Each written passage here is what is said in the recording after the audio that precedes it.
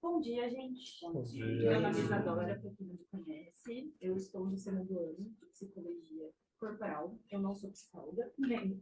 Então, o meu tema vai ser cultura, uma ferramenta de conscientização das massas sobre suas próprias referências e também sua autoexpressão.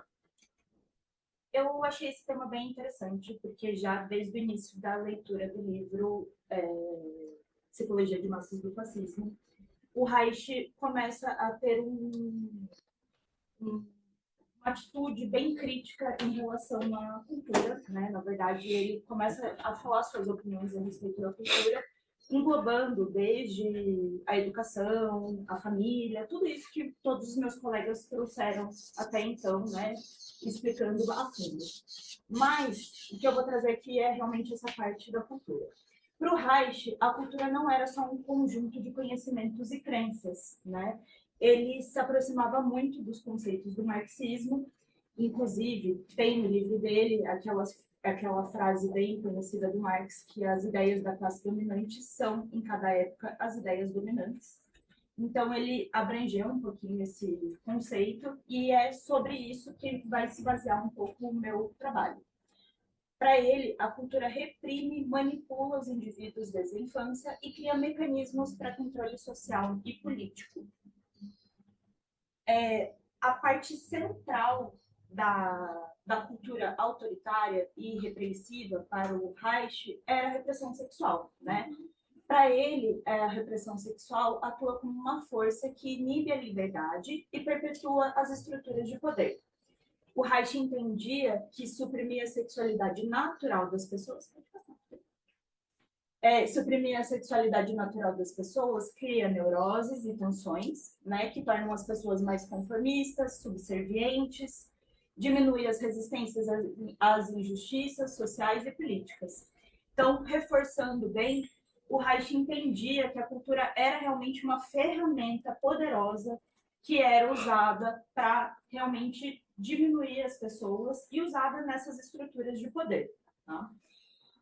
Para embasar bem meu artigo e também para trazer aqui para vocês essa apresentação, eu usei um teórico de estudos culturais, que é o Raymond Williams, para trazer alguns conceitos a respeito da cultura. O Raymond Williams, ele ficou muito conhecido em 1958, quando ele fez um ensaio chamado Cultura é Comum. Dentro desse ensaio, ele fala um pouquinho que a cultura não estava relacionada a altas formas de expressão ou arte, não estava afastada da vida cotidiana das pessoas, muito pelo contrário. Ele cunha, na verdade, esse termo cultura com a produção humana comum. E ele foi talvez a primeira pessoa que começou a falar sobre isso. Outra coisa que é bem interessante que ele começou a falar é que a cultura é um campo de luta social. Essa luta é dinâmica e ela está em contínua negociação. Então, enquanto existir uma sociedade que tem classes, essa luta vai estar acontecendo. Então, ele dizia e estava também em acordo com o que Marx falava. Então, eu comecei a ver as conexões entre o Reich e o Raymond Williams a partir daí. E outra coisa que eu achei bem interessante, e que a gente vai falar um pouquinho mais para frente também, é que, para o Raymond Williams, a cultura é influenciada pelos contextos econômicos, políticos e sociais, e diferentes classes competem para definir o que é considerado, por exemplo, bom gosto, ou um senso estético, ou um refinamento artístico, né? Então, a gente sabe que, por exemplo, a gente vai no museu, ou vai assistir um filme hollywoodiano, e que tem uma classe que está por trás dessas escolhas, do que está dentro do museu, quais são as obras de arte que são consideradas arte, né? Ou que filme que é realmente financiado. E o que não está, o que não é, o que é excluído, também é uma escolha. E essa escolha também é determinada, não é à toa que uma coisa é escolhida como arte e outra não.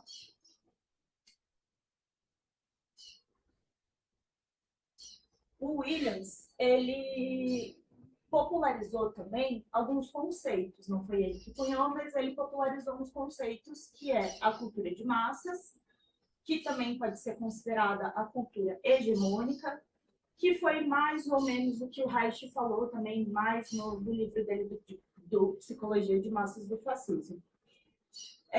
Não vamos confundir o termo cultura de massas com cultura feita pelas massas. Na verdade, ele é chamado assim porque ele é feito para as massas. Ele não é feito pelas massas, muito pelo contrário, ele é feito por uma indústria cultural ligada, na verdade, ao lucro e ao consumo de grande escala. Essa cultura de massas promove a passividade, distração e conformismo das massas e perpetua a reprodução da ideologia da classe dominante, né? Então, na verdade, ele falou sobre isso e ele falou criticamente a respeito desse tipo de cultura, mas ele lembrou, e eu acho que esse é um ponto bem importante aqui, que esse tipo de cultura, ele ainda assim, esse tipo de cultura ainda assim atinge as pessoas. Então, como é feito para as massas estão lá consumindo esse tipo de cultura e é um espaço que a gente pode estar tentando cunhar, pode estar tentando disputar. E o próximo slide vai passar um vídeo para vocês, um filme, que mostra que esses espaços como a televisão, como o cinema, o jornal mesmo, né?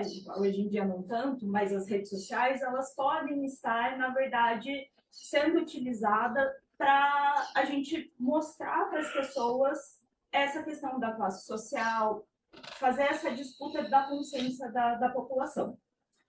Depois a gente conversa um pouco sobre. Então, eu acho que esse filme traz a possibilidade de duas análises para a gente. A primeira é que realmente dentro de um filme, de um cinema estadunidense, né, a gente tem a possibilidade de trazer algum tipo de contradição do capitalismo, que ele traz, né, de uma forma talvez até meio bobinha, mas está trazendo. E a segunda é o que o próprio Reich pode estar trazendo dentro do livro dele, e o Raymond Willis também traz, que é essa disputa de uma consciência, que aqui dentro do vídeo está sendo representada pelo óculos, que é assim, né? Tem algumas mensagens subliminares que a gente, por estar dentro de uma sociedade capitalista, não tem como sair, a gente está dentro dessa sociedade, essas mensagens vão estar vindo para a gente de qualquer forma, mas a gente, através de uma consciência, a gente pode estar filtrando pelo menos isso e pode estar, pelo menos, se vendo para além do que está sendo apresentado para nós. Bom, continuando aqui, a gente vai ter a cultura popular.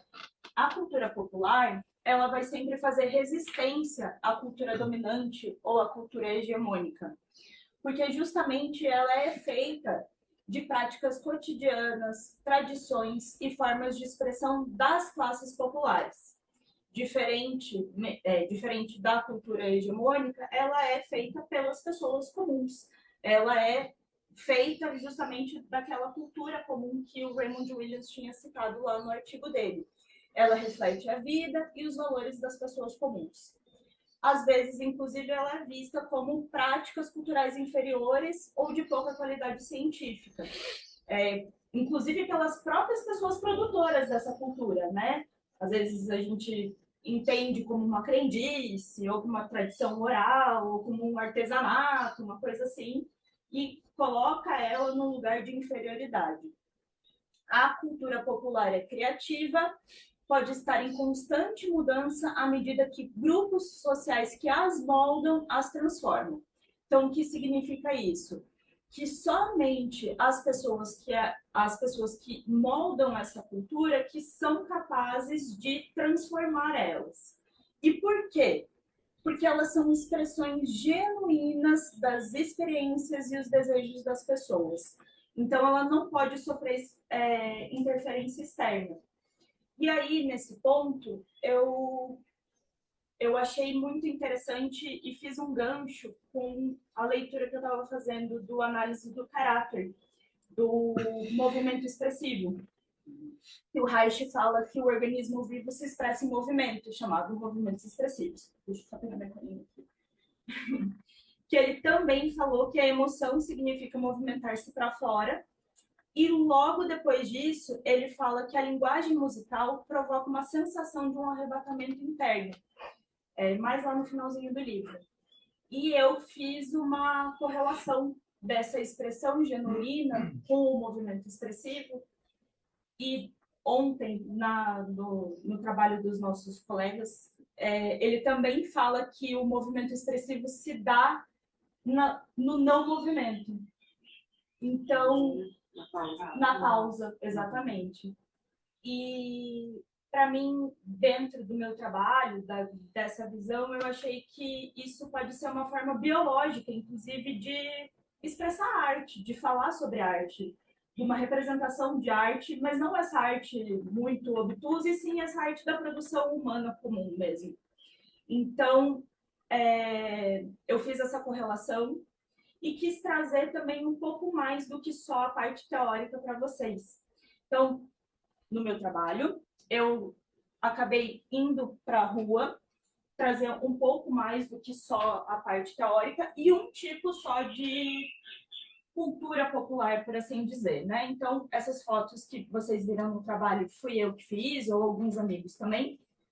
E é muito engraçado, porque a gente não para de se movimentar e de se expressar. Qualquer lugar da rua que você vai, que você anda, tem um adesivo, tem alguma coisa escrita, tem uma tinta, tem um pôster, tem alguma coisa na parede. Porque as pessoas são realmente expressivas, elas não param de expressar movimentos e coisas que elas querem mostrar para a sociedade, né? E eu também quis fazer isso. Então, aqui, eu falando no Lango. Deixa eu dar para cima. Aqui, sou eu. E eu acho que vale a pena contar para vocês que, apesar de nenhum artista ter sido machucado nessa experiência, artistas foram convidados a comparecer à delegacia de polícia. E foram também convidados a parar de fazer este tipo de atividade. Então, o que aconteceu? Eu estava com os meus amigos rolando, né, esses lambes, e a polícia realmente parou a gente, pediu para a gente parar de fazer isso, né, que a gente estava fazendo. E acho que vale a pena contar que o argumento da Guarda Municipal, né, foi de que a gente estava deixando a cidade mais feia. E só era esse argumento que eles tinham para nos dar, né? Logicamente que eu sabia que não era uma coisa legal, era ilegal fazer isso. Mas eu acho que valia a pena justamente porque a cultura popular vai estar realmente em atrito, né, com essa classe dominante, e as estruturas de poder estão aí para defender a classe dominante. Mas eu acho que vale a pena realmente lembrar que a luta cultural, ela incomoda a classe dominante. Ela realmente deixa as pessoas incomodadas com isso, senão não teriam parado. A arte incomoda, não tem como dizer que não. Isso é muito... Exatamente, exatamente.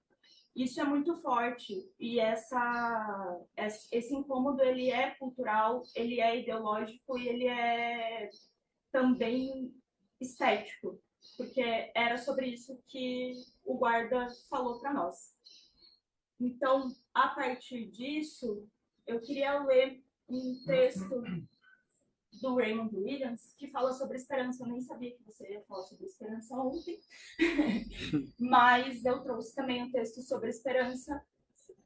Exatamente. E é uma esperança ativa, que ele fala em detrimento a um desespero reacionário, na verdade.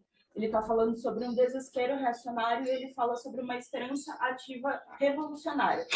Então, o texto dele diz assim: para construir a paz, agora mais do que nunca, é preciso construir mais do que a paz. Então, é tornando prática a esperança, ao invés de tornar o desespero convincente, que continuamos e mudamos e ampliamos nossas campanhas. Então, eu acho que a minha mensagem principal é essa, que as nossas produções humanas comuns, elas têm que continuar acontecendo, porque é isso que vai trazer as nossas ações contemporâneas.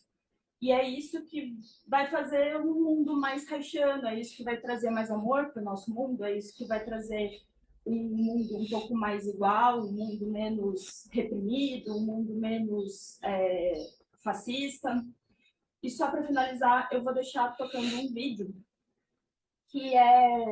me ajudou a me inspirar, na verdade, que é um vídeo do Guilherme, eu sempre me esqueço sobre o nome dele, me ajude. Não, Podia ser. Criador da Rita Von Hunt, da drag, exatamente. Ele estava no podcast e ele estava respondendo sobre se a classe trabalhadora produz arte. E a resposta dele é muito inspiradora. E eu fiz essa pergunta também para outros amigos meus que também são artistas e produtores de arte e, assim como todos nós, pertencentes à classe trabalhadora. Então, eu acho que é isso. Eu acho que a mensagem é essa, e essa é a mensagem de esperança ativa, uma esperança prática, que não é uma esperança vazia, é a esperança que faz a gente ir para a luta mesmo e lembrar que a cultura é um espaço de luta.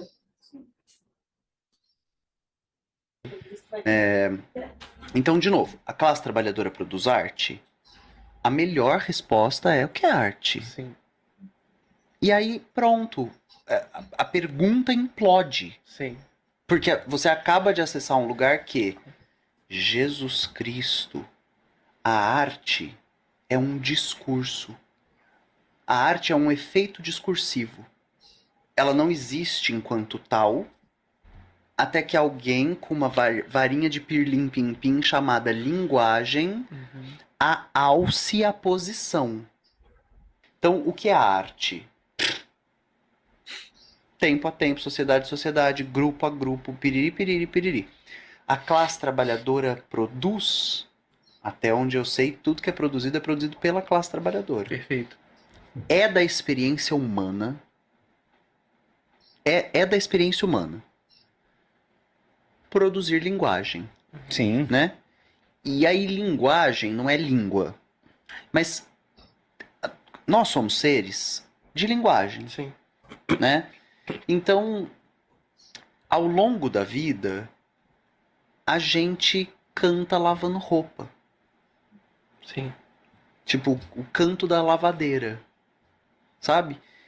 E ao longo da vida, a gente passa cocô na parede. A gente usa o sangue do bicho pra rabiscar uma caverna. Né? A gente, com uma varetinha, risca o chão. Sabe? A gente se mexe de um jeito esquisito. A gente faz o outro rir. Nós somos seres de linguagem. Né? Não há sem. Sim. Não há ser humano que não seja um... Não há ser... Bom, ouso dizer ser vivo. Sim. Mas não há ser humano que não seja um ser de linguagem. Aí, a partir desse momento, a nossa, talvez, a coisa que a gente tenha para pensar é em que momento a gente passou a chamar coisas de arte. E quem passou a chamar, em que contexto, né? Que virou uma visão europeia. A gente falou disso outro dia aqui no programa. E aí, eu acho que é esse o meu negócio, assim, também. E das desgraças que isso causa na nossa vida, né? Porque, tipo assim, uma coisa que eu tenho falado muito em sala de aula com os meus alunos, é numa aula específica lá, mas eu falo muito pra eles assim: você não desenhava? Sim. Você não era uma criança que desenhava? Eu fazia curso de desenho. E você parou? Parei. Por quê? Porque eu era o mais novo de uma turma que todo mundo desenhava pra cacete. Um cara que era da minha turma trabalhou na Marvel. Aí eu ficava me comparando, só que eu tinha 11 anos e o cara tinha 20, aí eu parei. Capital. Sim. Porque se o teu hobby não pode ser capitalizado, se você não é o melhor... Então, todo mundo era uma criança que jogava tinta no papel. Todo mundo era uma criança que dançava e fazia rima. Todo mundo era uma criança que escrevia versinho. Todo mundo era uma criança... Em que momento que a gente mata o arteiro? O artista? O fazedor de arte? Só que quando a gente mata o fazedor de arte, o fascista triunfa, né? Onde há o artista, costuma não haver o fascista. Sim, Agora, onde há o fascista, costuma não haver o artista. sim. Primeiramente, eu acho que o sistema que a gente vive não coopera em nada para que a classe trabalhadora produza arte. Eu acho que até nem para que a classe trabalhadora consuma arte, né? Colocando as pessoas num modo de sobrevivência, né? Então, você tem que produzir, e você tem que se alimentar, e você tem que ter suas necessidades básicas atendidas, então... E além da demanda de tempo que ir para esses espaços demanda, né? Não é interessante para o sistema que as pessoas saiam das próprias caixas, né? Que as pessoas criem novos questionamentos, que as pessoas sintam muito as coisas, porque a arte vai impactar a gente e a gente vai sentir.